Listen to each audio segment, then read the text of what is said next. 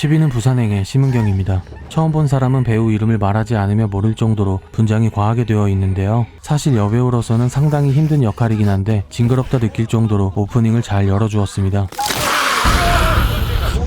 심은경이 부산행에 출연하게 된 계기는 부산행의 프리퀄 영화인 서울역 때문인데요. 개봉 시기는 부산행보다 뒤였지만 미리 작업을 끝낸 건 서울역이었기에 거기에 메인 유연인 심은경을 캐스팅해서 첫 좀비로 특별 출연하게 되었습니다.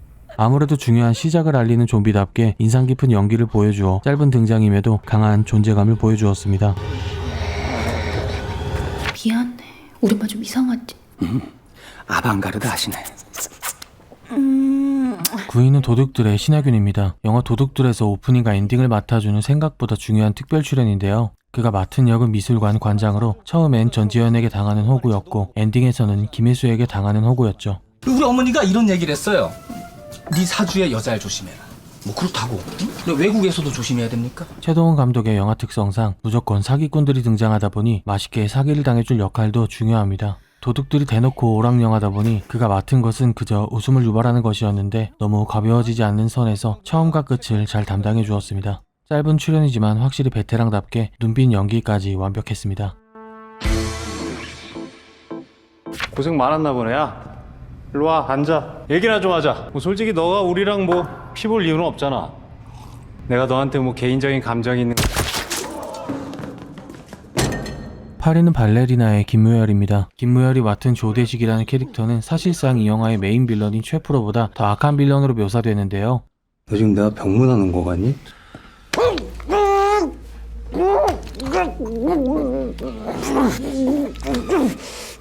그래서 당연히 마지막 최종 보스쯤으로 생각하고 영화를 보셨을 텐데 어이없게도 옥주와의 첫 만남에 그대로 총을 맞고 사망해버립니다. 영화를 처음 봤을 땐 이게 맞나 싶었는데요. 나중에 알고 보니 특별 출연이었다는 걸 알게 되었고 제대로 통수를 맞았다는 걸 깨달아버렸죠.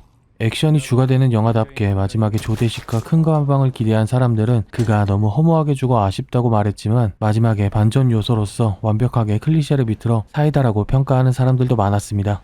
저는 후자 쪽으로 굉장히 마음에 드는 연출이었습니다. 악당과 길게 대화해서 좋은 꼴을 본 적이 없기 때문에 죽기 직전이 아니라면 악당과 대화 나눌 필요는 없겠죠. 개인적인 호감을 담아 8위를 주었습니다.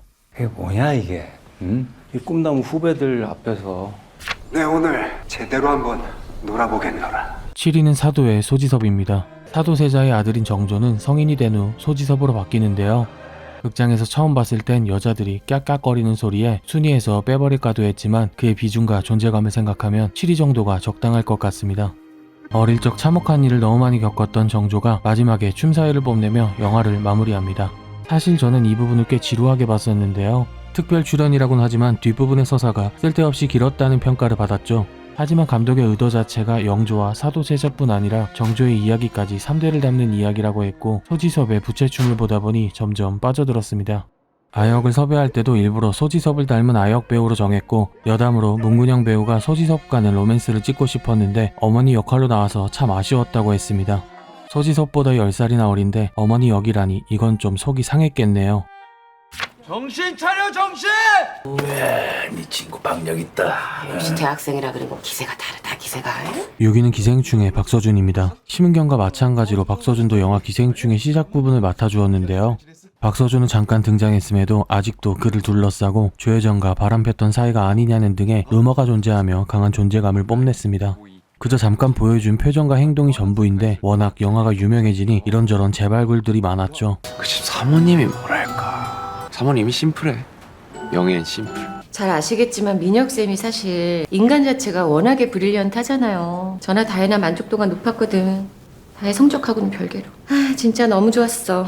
둘의 묘한 행동과 조혜정의 만족도라는 단어 선택으로 후에는 이와 관련된 질문들이 많아지자 봉준호 감독이 직접 둘이 뭔가가 있었다는 오피셜을 내기도 했습니다. 사실 민혁이라는 캐릭터는 잠깐 등장했지만 영화 기생충의 원흉이기도 합니다. 기정이가 그렇게 손재주가 좋다며?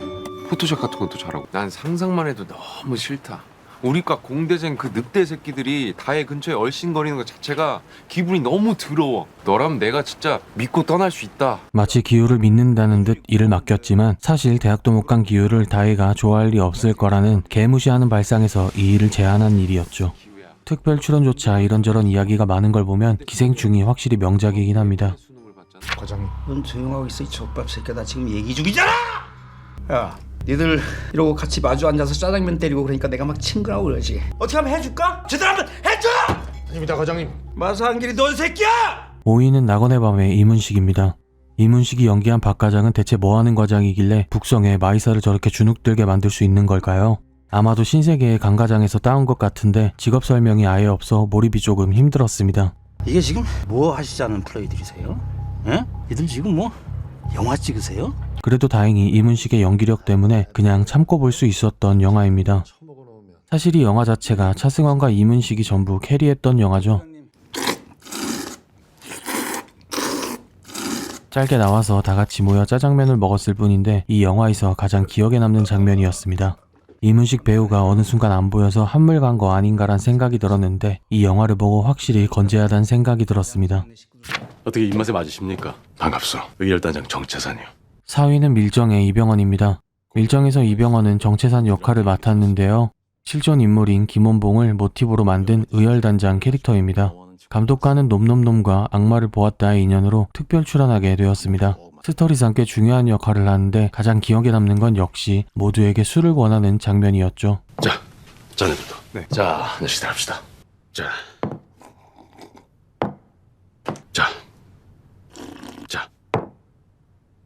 일본 군인 이정출에게 독립군을 도와달라는 황당한 요구를 가능해 보이게 만드는 건 역시나 이병헌의 카리스마 덕분이었습니다. 자신의 이름을 어디에 올려야 할지를 정해야 할 때가 옵니다. 어느 역사 위에 이름을 올리겠습니까? 기계 넘치는 모습으로 다소 빈약해 보일 수 있는 개연성을 연기력으로 무마시켰죠. 존재감만으로 따지면 송강호 다음으로 이 영화에서 가장 기억에 남지 않나 싶어 4위를 주었습니다. 앞으로 내 시간을 이영께 맡기는 겁니다. 가 선생께 전하시오. 난 밀양 사람 김원봉이요. 또 다른 4위는 암살의 조승우입니다. 조승우는 4위의 이병헌과 같은 실존 인물인 김원봉을 연기했는데요. 이 영화에선 극중 이름 자체가 김원봉인데 이병헌보다 뒤에 언급하는 이유는 조승우 특유의 신비로움 때문입니다. 똑같이 의열단장으로 강단과 기계를 보여준 역할인데 저는 좀 더 신비로움을 가지고 있는 조승우가 공동 4위임에도 좀 더 마음에 들었습니다. 최수봉, 나석주, 황덕삼, 추성호. 그만하자. 사람들한테서 잊혀지겠죠. 조승우는 정체상과는 다르게 아예 실존 인물의 이름을 직접 받고 연기하는 거라 꽤 부담을 가졌다고 하는데요. 특별 출연에 대한 거부감은 있었지만 그래도 시나리오가 좋아 감독을 믿고 출연을 결정하기로 했습니다. 영화 중간중간에 짧은 등장에도 다른 주연들에 비해 전혀 존재감이 밀리지 않는 역할이었습니다. 스승님, 괜찮으십니까? 제가 꿈에서 스승님 원수를 갚다가 얘 왜 이러니? 민망하겠죠, 지도. 3위는 전우치의 백윤식입니다. 아마 많은 사람들이 백윤식은 특별 출연인지도 모르는 경우가 많은데요. 워낙 최동훈 감독과 같이 작업한 경우가 많다 보니 당연히 주연의 느낌이 강했지만 이 작품에선 잠깐 동안 특별 출연하게 되었습니다. 사고뭉치 전우치의 스승으로 등장해 끝까지 제자를 믿고 아낀 참 스승으로 등장합니다. 타짜에선 하지 못한 아기와의 영혼의 맞다이도 여기서 보여주었죠. 아무리 표은 대덕이라 한들. 타짜나 여기나 죽는 건 매한가지입니다. 검은고 가불사라는 아주 중요한 말도 남기며 영화에선 없어서는 안 될 존재입니다. 꿈에서 요괴도 잡고 내 원수도 갖고 화담과 한바탕 하고 나니 마음이 비어지더냐. 싸움의 기술도 그렇고 타짜도 그렇고 스승 역할에 가장 잘 어울리는 배우가 아닌가 싶습니다. 배우 자체에 아우라가 있어 강한 존재감을 보여줘 3위를 주었습니다. 아 죄송합니다. 너 뭐하는 놈이야? 네가 뭐 내 어머니를 소매시켜 배라고. 2위는 신과 함께 이정재입니다. 특별 출연치고는 거의 유일할 정도로 시사회도 함께 나오며 존재감을 뽐냈는데요. 처음엔 김수로나 김민종처럼 작은 역할로 흔쾌히 출연을 수락했는데 갑자기 큰 배역으로 바뀌면서 비중이 커지더니 촬영만 30회에 2편까지 출연하게 되었다고 하죠. 실제 이정재의 촬영부는 전부 영화 막바지에 촬영된 것입니다. 이틀이면 될 줄 알았던 촬영이 분장과 리허설에만 3일이 걸렸다고 합니다. 당시 의식이 없었던 것이 아니라 자신이 그렇게 죽음을 맞이해야만 남겨진 자식들의 삶이 편안할 수 있음을 아신 게다. 저렇게 다 알고 있었단 말이다. 알겠느냐? 개인적으로 신과 함께 영화를 그다지 좋아하진 않는데 존재감만큼은 확실히 다른 사람들에 비해 컸던 것 같아 2위를 주었습니다. 둘 다 내리십시오. 일단 내리십시오. 빨리 안 내려? 외국인이라 발 줄 알아? 저는 사실 2위로 택시 운전사의 엄태구를 주려고 했는데요. 필모를 확인해보니 놀랍게도 특별 출연이 아닌 조연으로 적혀있어 당황스러웠습니다. 알고 보니 엄태구는 영화 밀정으로 빵 뜨게 되었는데 택시 운전사의 촬영일은 밀정이 개봉하기 전이었습니다. 송강호가 같이 밀정을 작업하며 엄태구를 눈여겨봤고 이 역할을 추천하여 오디션을 통해 발탁된 엄연한 조연이었죠. 보내줘.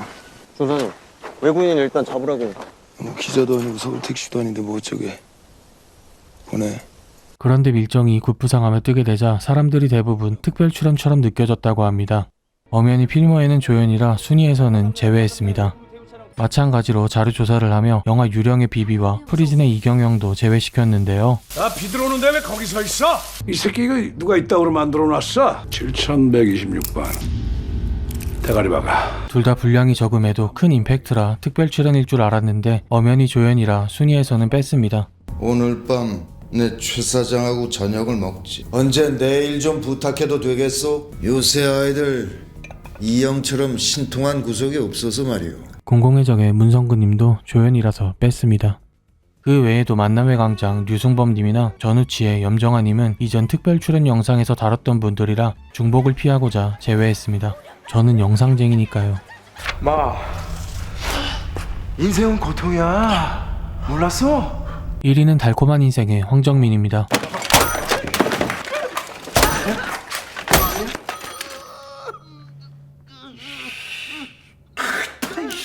사실 달콤한 인생의 주연은 이병헌과 김영철이지만 존재감으로 따지면 황정민이 더 높게 느껴지는데요.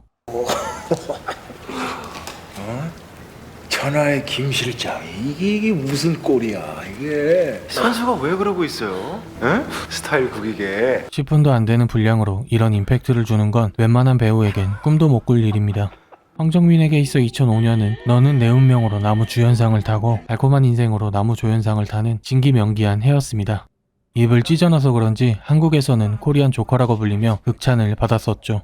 비교적 최근 영화였던 넷플릭스 시리즈의 길복순에서도 전도연과의 맞상대로 특별 출연한 장면이 있는데요. 센지치노 케코탄 만지치노 케코렌테 융. 사실상 영화 내에서 가장 명장면으로 꼽을 정도로 황정민은 특별 출연 그 이상의 존재감은 확실히 있는 배우입니다. 시부럴련. 미안. 마트 문 닫을 시간이라. 지금까지 오랜만에 진짜 순위를 매긴 영상이었는데요. 댓글들 재밌게 다 읽고 있으니 많이 남겨주세요. 야, 씨발. 난 아주 개초까지 봤구나. 인생은 고통이야. 몰랐어? 보고 싶은 주제나 순위 영상 추천도 환영입니다. 끝까지 봐주셔서 감사합니다.